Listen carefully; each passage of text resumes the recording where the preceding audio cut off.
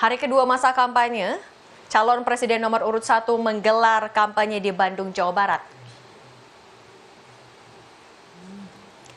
Kampanye Anies di Bandung dimulai dengan menemui para petani di kawasan Pangalengan, Kabupaten Bandung.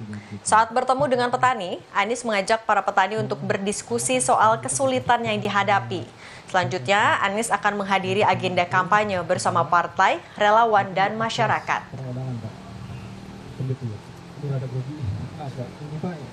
Kita seringkali mendengar namanya kredit usaha serta Bapak Ibu yang berbahagia. Sementara Capres nomor urut 2 Prabowo Subianto masih melakukan aktivitasnya sebagai Menteri Pertahanan. Di hari kedua masa kampanye, Prabowo menghadiri kegiatan bersama para menteri di Istana Negara Jakarta. Sebelumnya di hari pertama kampanye, Prabowo juga masih beraktivitas sebagai Menhan dan menghadiri rapat bersama Presiden Joko Widodo di Istana Bogor. APBN juga mendukung untuk perkuatan ketahanan. Sementara calon presiden nomor urut 3 Ganjar Pranowo masih melakukan kegiatan di Merauke, Papua Selatan. Rabu pagi, Ganjar memilih berolahraga bersama masyarakat setempat. Ganjar dan rombongan memulai kegiatan olahraga dengan jalan santai, dimulai dari Jalan Raya Mandala Bampel dan berakhir di Jalan Raya Mandala Muli Merauke, dengan diakhiri santap pagi di salah satu warung bubur ayam di wilayah Muli. Rencananya, Kamis besok Ganjar akan melanjutkan kampanye di Nusa Tenggara Timur.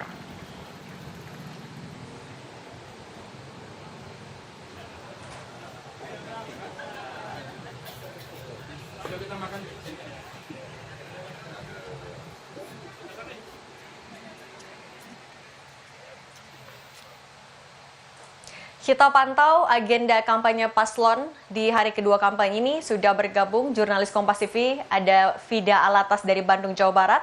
Kemudian juga ada Jona Hamonangan dari Istana Negara Jakarta dan ada Brian Jabri di Jakarta.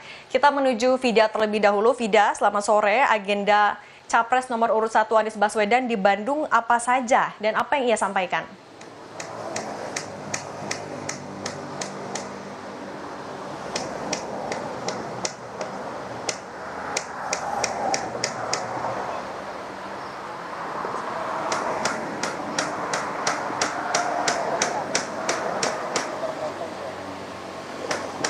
Ya, Cindy dan juga saudara, ada paling tidak 3 agenda kampanye yang dijadwalkan untuk dilakukan oleh calon presiden nomor urut 1 di Bandung dan juga di Kabupaten Bandung pada hari ini. Ini diawali dengan agenda pada pagi hari ini yang dilakukan oleh Anies Baswedan di Pangalengan, Bandung Selatan, di mana ini diawali dengan mengadakan dialog dan juga bertemu dengan petani di Bandung Selatan, tepatnya di kawasan Pangalengan, dan juga bertemu dengan peternak yang tergabung dalam Koperasi Peternakan Bandung Selatan dan juga relawan pemenangan. Ini dilakukan pada pukul 10.30 hingga pukul 12 pagi hari tadi. Dan dalam kesempatan tersebut, Cindy dan juga saudara, ini Anies melakukan dialog, berbincang dengan sejumlah kelompok tani dan juga kelompok pendamping petani swasta di Pangalengan, Bandung Selatan, di mana di situ para kelompok tani atau para petani ini juga kemudian menyampaikan keresahan dan juga permasalahan-permasalahan yang kemudian terjadi atau dialami oleh para petani di Kabupaten Bandung Selatan. Dan di situ Anies kemudian mendengarkan keresahan tersebut dan juga mencarikan solusi ke depannya akan seperti apa. Ada beberapa poin permasalahan dalam sektor pertanian yang kemudian disampaikan oleh para kelompok tani kepada calon presiden nomor urut 1 Anies Baswedan dalam kesempatan pagi hari tadi. Sini diantaranya adalah terkait kemudian kelangkaan pupuk yang dialami oleh para petani, lalu juga minimnya ketersediaan lahan bagi petani dan juga sulitnya akses modal dan pinjaman kredit usaha rakyat bagi petani, dan dampak perubahan iklim bagi para petani, di mana para petani menyebut harus kemudian melakukan kegiatan bertani di tengah cuaca ekstrim yang sering kali melanda. Itu yang kemudian disampaikan oleh para petani begitu di Pangalengan, Bandung Selatan.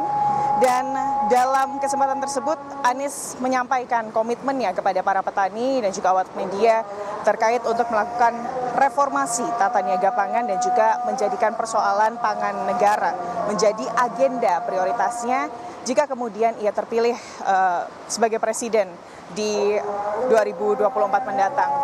Dan tadi Cindy, selain kemudian agendanya di Pangalengan, Bandung Selatan, selanjutnya ini Anies Baswedan dalam hari kedua kampanye ini juga rencananya akan melakukan 2 agenda lain di Kota Bandung, di mana di pukul 14.00 hingga pukul 15 Anies ini akan menemui para pendukung, simpatisan, relawan dan juga kader Partai Koalisi Perubahan di Sudirman Grand Ballroom, Bandung, Jawa Barat. Lalu juga di sana Anies akan memberikan pidato, penyampaian visi misi dan juga menyampaikan simulasi pencoblosan di hadapan para relawan dan juga simpatisannya. Lalu juga setelah menyapa para relawan, ini Anies Baswedan juga dijadwalkan untuk berdialog dengan pemuda dan juga mahasiswa di sebuah kafe di Kecamatan Kiara Condong, Kota Bandung pada sore hari ini, tepatnya di pukul 16.00 nanti, Cindy. Ya baik, kita bergeser kemudian ke Istana Negara Jakarta, ada Jonah Hamonangan. Jonah, kalau agenda dari Prabowo Subianto hari ini apa dan kapan akan mulai cuti kampanye?